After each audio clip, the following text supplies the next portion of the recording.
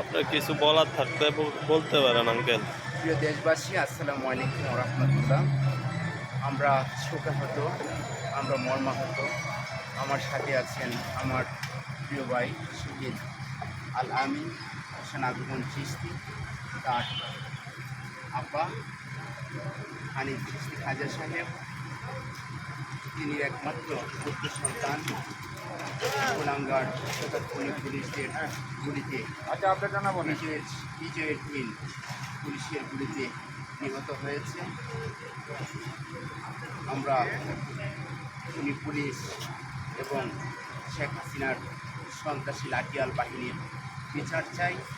আলামিন সহ আবু সাইদ মুক্ত সহ যারা এই আন্দোলনে দেশকে মুক্ত করার জন্য, পরাশক্তি থেকে, স্বৈরাচারী শাসক থেকে দেশকে মুক্ত করার জন্য যারা শহীদ হয়েছে, জীবন দিয়েছে, তাদের আমরা বিচার চাই। এদেশের জনগণ যেন তাদের বিচার করেন।